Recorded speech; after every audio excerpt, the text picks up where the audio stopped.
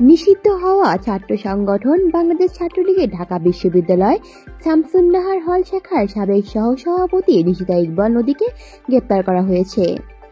এছাড়া গতকাল শনিবার সন্ধ্যায় ধানমন্ডি ৩২ নম্বরের নিরাপত্তা বেষ্টনী পার হয়ে ভেতরে প্রবেশ করে শেখ মুজিবুর রহমানের প্রতিকৃতিতে ফুল দিয়ে শ্রদ্ধা জানানোর চেষ্টা করলে দুই নারীকে পুলিশের হাতে তুলে দেয় জনতা। জানা গেছে, ঢাবি নেত্রী নিশিতা ইকবাল নদী শুক্রবার ধানমন্ডি এলাকায় ছাত্রলীগের একটি ঝটিকা মিছিলের নেতৃত্ব দিয়েছিলেন।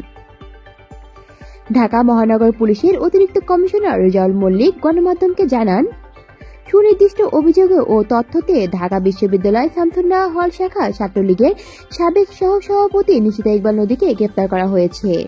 নদীর বিরুদ্ধে একাধিক মামলা রয়েছে বলেও তিনি জানান।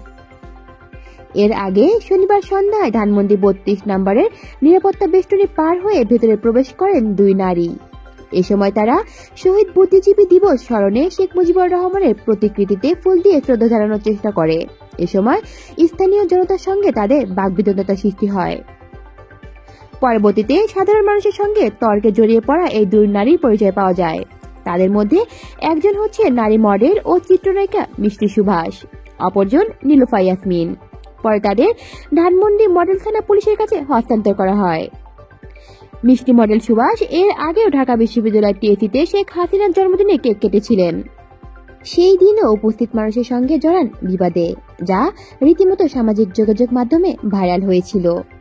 এ বিষয়ে রমনা বিভাগের এডিসি ইলিয়াস কবির বলেন, নিষিদ্ধ সংগঠনের কেউ কোনো মিছিল বা অস্থিতিশীল পরিস্থিতির তৈরির চেষ্টা করলে তা ব্যবস্থা নেওয়া হবে।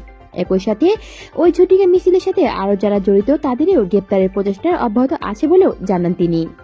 পলি শিকদার, বাংলা নিউজ নেটওয়ার্ক।